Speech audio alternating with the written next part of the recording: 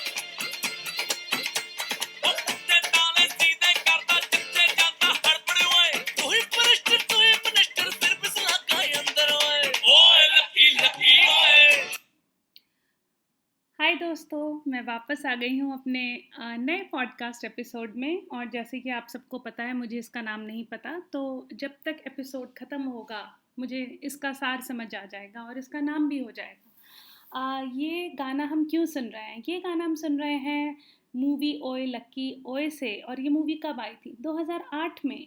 और ये गाना हम सुन रहे हैं आज अमितोष नागपाल के लिए, क्योंकि जितना मुझे पता है उनकी आवाज़ है इसमें, और उन्होंने शायद गाना भी लिखा है। मैं शायद इसलिए बोल रही हूँ क्योंकि जितना ही ढूँढने में मुश्किल हो जाता है ना, क्योंकि हर जगह ये इन्फॉर्मेशन होता नहीं है। तो मुझे जितना पता है, अगर मैं गलत हूँ तो वो मुझे करेक्ट कर देंगे। उन्होंने गाना लिखा भी है और उन्होंने गाना गाया भी है। और जितना मैंने उनके IMDb या विकिपीडिया से पाया है, उससे मुझे ये पता चला है कि उन्होंने ABCD चाहिदा मेनू और सुपर चोर के लिए वो नॉमिनेट भी किए गए नेशनल अवार्ड के लिए।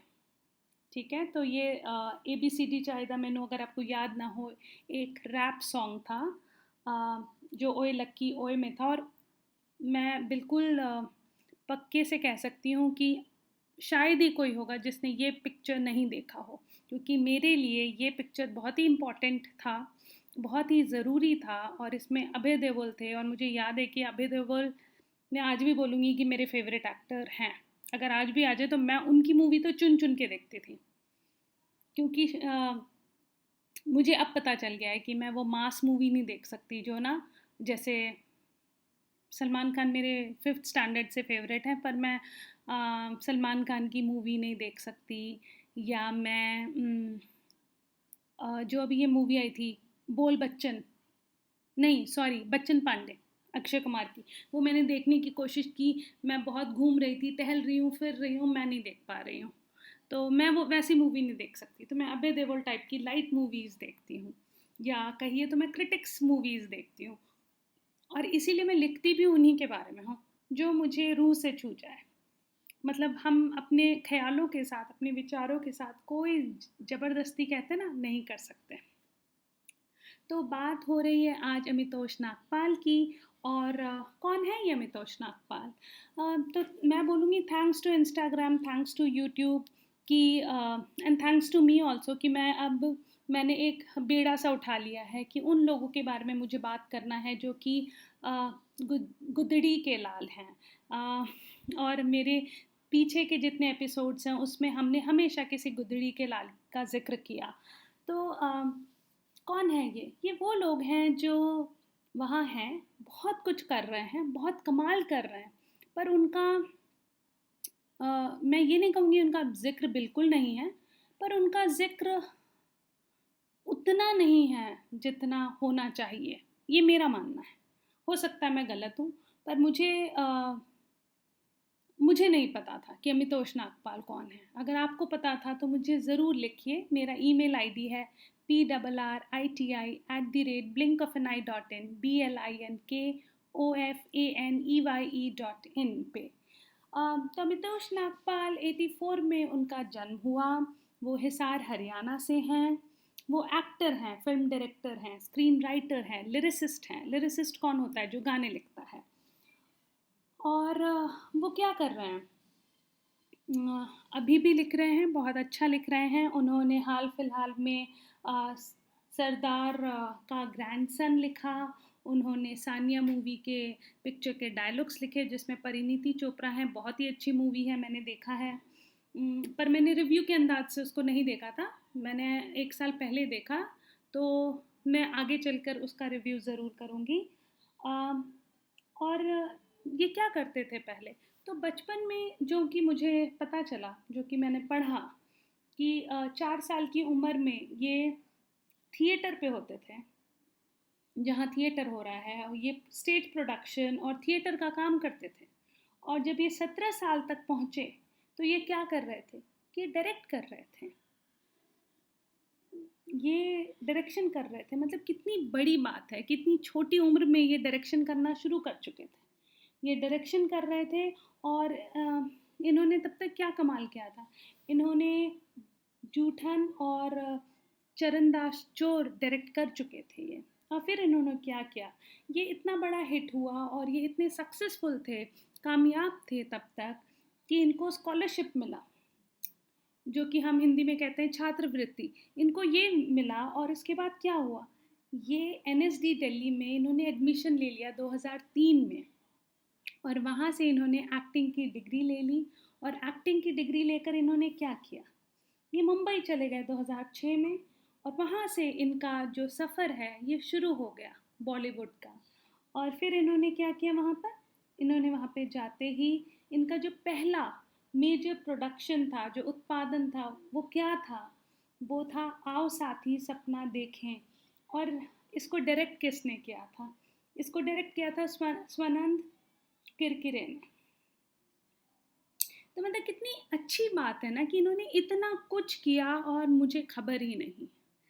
और इन्होंने क्या किया, हाँ, नेटफ्लिक्स पे अगर आप हैं, जो कि मैं मानती हूँ आपको होना चाहिए, क्योंकि नेटफ्लिक्स की जो क्वालिटी है कंटेंट की, जो वो बना रहे हैं, जो उसमें दिखा रहे हैं, वो और किसी में नहीं है। ये मेरा मानना है, हो सकता है मैं गलत हूँ। तो उसमें आपको इनका एक नाटक पिया बहरू पिया देखने को मिलेगा। ये उस पर है, मैंने कहीं पढ़ा है, मैंने देखा नहीं है। तो अभी मुझे सरदार का ग्रैंडसन, मुझे पिया बहरू पिया, मुझे बहुत कुछ देखना है, मैंने नहीं देखा है। तो ये है अमितोष नागपाल के बारे में। और अगर मैं पीछे मुड़कर देखूं तो मुझे क्या ख्याल आता है, मुझे ये ऐसा महसूस होता है, क्योंकि मैं एक चाइल्ड और एडोलेसेंट काउंसलर भी हूँ, कि मुझे एक छोटा सा बच्चा दिखता है 4 साल का, और मुझे लगता है थक गया होगा ना, कितनी मेहनत कर रहा है। तो ये मेरा ख्याल है। और इंस्टाग्राम पे अगर आप हैं तो आप इनको फॉलो कर सकते हैं। और ये बहुत ही अच्छा सा कुछ बनाकर, कुछ लिख कर अपनी आवाज़ में पेश करते हैं, जो कि बहुत ही, मैं कहूँगी बहुत ही अमेजिंग होता है। और अगर ये है तो मतलब बहुत ही गुणवान। पर मुझसे पूछा जाए तो इनका जो सुपर पावर है वो क्या है, इनकी आवाज़। मतलब अनथिंकेबल आवाज़ है, उस पर तो मतलब कोई कॉन्टेस्ट हो ही नहीं सकता। तो मैं अमितोष नागपाल को कहूँगी ऑल दी बेस्ट। और आगे चलकर हम आपका मैं ये आशा करती हूँ कि ज़्यादा से ज़्यादा लोग आपको जाने और आपको प्रोत्साहन दें। मुझे इससे याद आया कि अभी पीछे मुझे बहुत सारी चीज़ों ने बहुत छू लिया। और उसमें से एक था मोहम्मद ज़फ़र इकबाल का, उनकी उनकी लिखी हुई कुछ पंक्तियाँ। और उसमें क्या लिखा था उन्होंने, मुझे ऐसा महसूस हुआ कि उन्होंने सच क्या है पे कुछ लिखा। तो वो लिखते हैं कि झूठ बोला है तो कायम भी रहो उस पर ज़फ़र, आदमी को साहिबे किरदार होना चाहिए। मुझे पढ़कर इतना अच्छा महसूस हुआ कि उन्होंने क्या लिख दिया, मतलब गज़ब सा।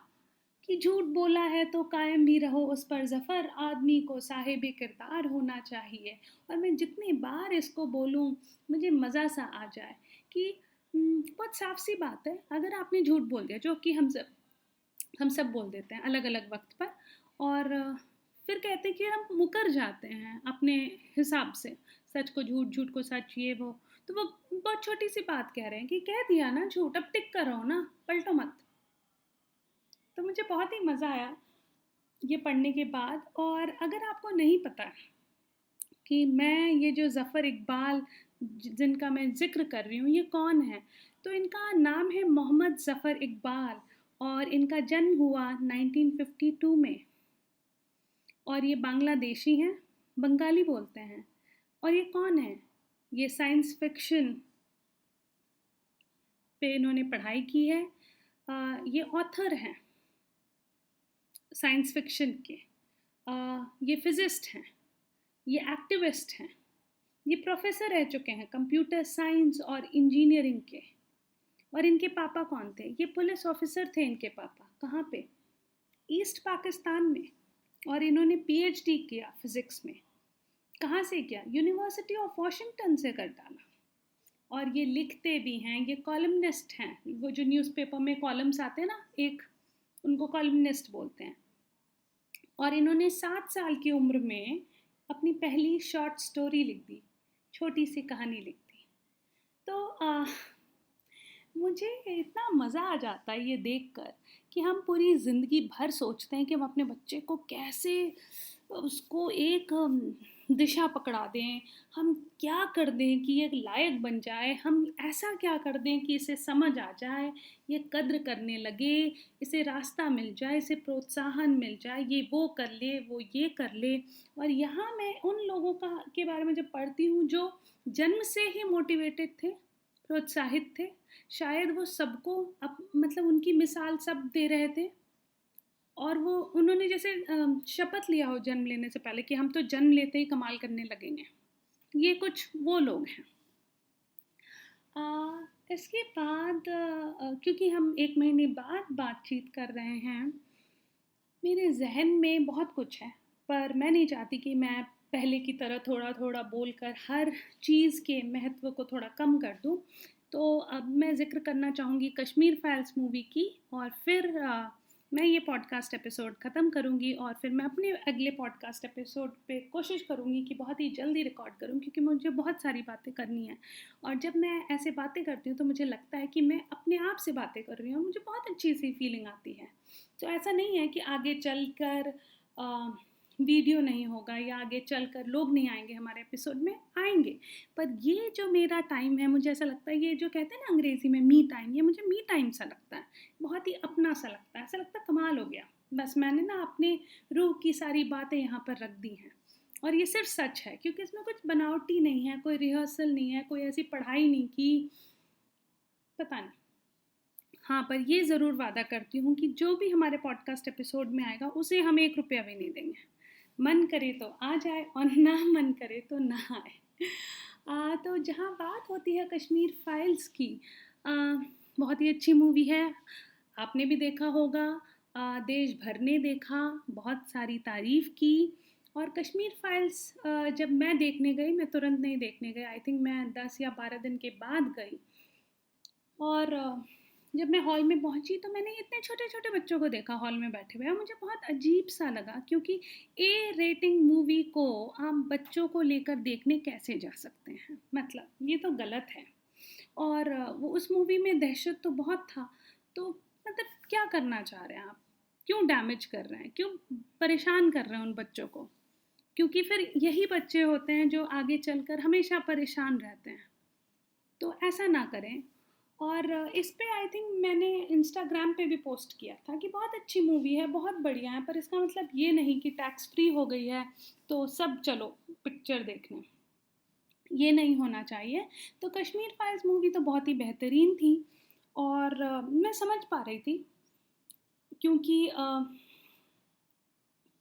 मैं बहुत अच्छे से समझ पा रही थी, क्योंकि मैं जम्मू गई हुई हूँ, जम्मू से मेरा नाता रिश्ता रहा है। और मुझे जम्मू की जो रेसिपीज़ हैं जो जम्मू की नहीं कह के मैं कहूँगी कश्मीर की जो रेसिपीज़ हैं, जो खाना है, उनका थोड़ा सा अंदाज़ा है, मतलब टूटा फूटा मैं भी बना लेती हूँ।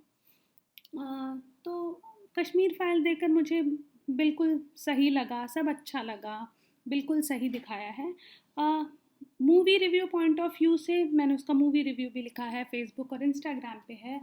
मैं ये नहीं बोलूँगी कि बनाने वाले ने बहुत बेहतरीन बनाया, क्योंकि अगर मैं एक लफ्ज़ भी झूठ बोल दूँ तो बाकी सारी मूवीज़ के साथ गलत हो जाता है। तो अच्छा टॉपिक है।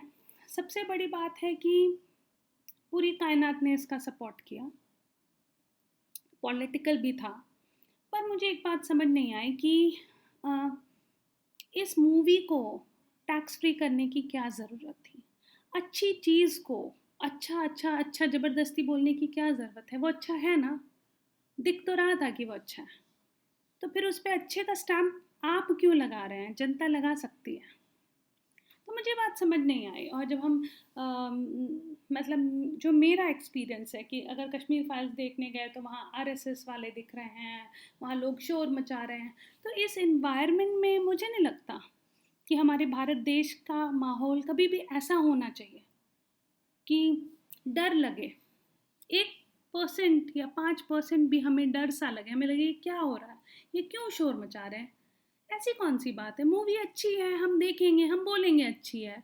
हम इसको इतना अच्छाई को क्यों बेच रहे हैं। झूठ को बेचते हैं वो तो पता है, अच्छाई को क्यों बेचना है। तो ये बात मुझे समझ नहीं आई। तो पिक्चर तो बहुत ही बेहतरीन थी। और ये कहना चाहूँगी इस पिक्चर के बारे में कि सबसे अच्छी बात थी इस पिक्चर में अनुपम खेर। मतलब अगर अनुपम खेर किसी मूवी में आ जाते हैं, जैसे कि वो एम एस धोनी मूवी में भी थे, तो मैंने एक चीज़ देखा कि जब वो उस पिक्चर में थे तो भी उस पिक्चर में ऐसा लग रहा था एक बैकबोन है, उनको कुछ करने की ज़रूरत नहीं। बस अनुपम खेर को ले लो, आधी मूवी तो वो अपने कंधों पे खींच देते हैं, मैं बोलूँगी आधी से ज़्यादा। क्या बेहतरीन एक्टिंग करी है अनुपम खेर ने। और बाकी तो पल्लवी जोशी को देखकर मज़ा आ गया, क्योंकि मैं तो ट्रांस में चली गई, बैक पीछे चली गई मैं।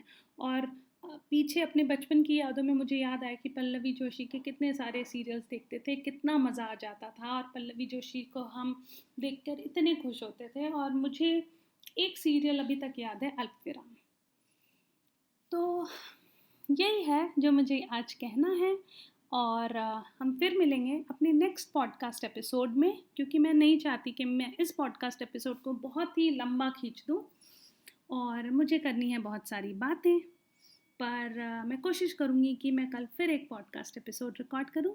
Thank you so much, good night, आप अपना ख्याल रखिएगा, टेक केयर।